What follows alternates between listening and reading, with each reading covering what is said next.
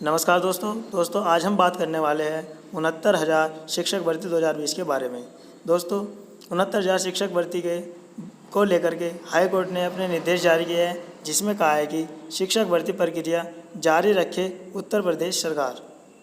दोस्तों high court ने कहा है कि उत्तर प्रदेश सरकार शिक्षक भर्ती को जारी रखे। दोस्तों यह न्यूज़ जो है वो 13 जून 2020 की न्यूज़ है। यह न्यूज़ दैनिक जागरण के न्यूज़पेपर में है। यह न्यूज़ कोई एक फेक न्यूज़ नहीं है। तो दोस्तों चलिए इस न्यूज़ को पूरा देखते हैं। इस न्यूज़ में क्या है। 37,339 पदों के अलावा शेष पर भर्ती के लिए मिली छूट। दोस्तों सुप्रीम कोर्ट ने कहा है कि जो 69,000 शिक्षक भर्ती है उसमें से 37,339 पदों को छोड़ करके अन्य पदों पर आप भर्ती प्रक्रिया को जारी रखें। दोस्तों ये पद जो है ये शिक्षण मित्रों के लिए रिजर्व कर दिए गए हैं, इसलिए इन पदों की भर्ती को अभी रोक दिया गया है। चलिए आगे देखते हैं। सहायक शिक्षक भर्ती का मामला।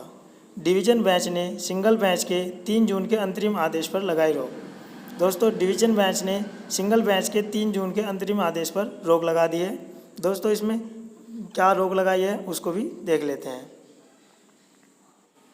उत्तर प्रदेश की योगी सरकार ने 69,000 सहायक शिक्षक भर्ती मामले में हाईकोर्ट से बड़ी राहत मिली है। शुक्रवार को इलाहाबाद हाईकोर्ट की लखनऊ खंडपीठ ने शुक्रवार को एक एकल पीठ के 3 जून को पारित उस अंतरिम आदेश पर रोक लगा दी है, जिसमें पूरी भर्ती पर रोक लगा दी गई थी। हालांकि इस बीच सुप्रीम कोर्ट ने 9 जून को 69,000 पदों में से 37,339 पदों को शिक्षा मित्रों के लिए सुरक्षित रखते हुए उक्त पदों को भरने पर रोक का आदेश जारी कर दिया है। शुक्रवार को सुनवाई के दौरान लखनऊ खंडपीठ में स्थित स्पष्ट करते हुए कहा है कि 37,339 पदों को छोड़ शेष बचे पदों पर सरकार भर्ती प्रक्रिया को आगे बढ़ाने के लिए स्वतंत्र है।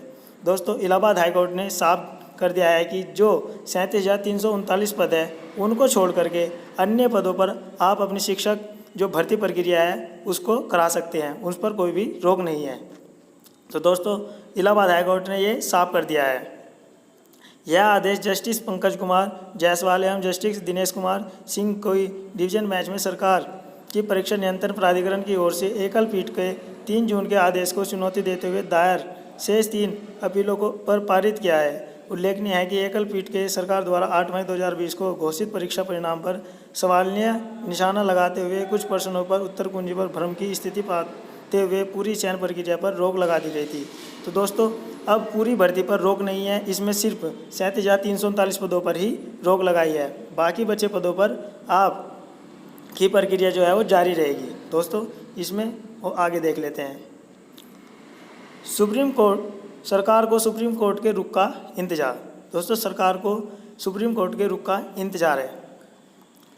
परिषदीय प्राथमिक विद्यालय में 69,000 शिक्षकों की भर्ती के मामले में इलाहाबाद हाईकोर्ट लखनऊ बेंच की एकल पीठ के आदेश की डबल बेंच की ओर से स्थगित की जाने के बाद उत्तर प्रदेश सरकार अब इस प्रकरण में सुप्रीम कोर्ट के रुख का इंतजार करेगी। राज्य सरकार की ओर से इस मामले में शुक्रवार को सुप्रीम कोर्ट ने मॉडिफिकेशन एप्लीकेशन दाखिल कर दी गई, जिसके जरिए शीर्ष अदालत में उसके द्वारा 21 मई व 9 जून को दिए गए आदेशों को में संशोधन करने का अनुरोध किया है। दोस्तों इसमें अपने एक एप्लीकेशन फिल कर दिया, जिसमें 21 मई व 9 जून के दिए गए आदेशों को संशोधन करने का अनुरोध किया गया है। हाई कोर्ट में राहत मिलने के बावजूद हड़बड़ी में नहीं है योगी सरकार। सुप्रीम कोर्ट ने दिया 37,339 पदों को रोकने का आदेश। दोस्तों इसमें भी साफ साफ लिखा हुआ है कि सिर्फ 37,339 पदों पर ही रोक है, बाकी सभी जो इससे अतिरिक्त पद बचते हैं उन पर भर्ती की प्रक्रिया जारी रखने के आदेश है। सहायक अध्यापकों की भर्ती के मामले में चयनित अभ्यर्थियों की काउंसलिंग 3 से 6 जून तक प्रस्तावित थी।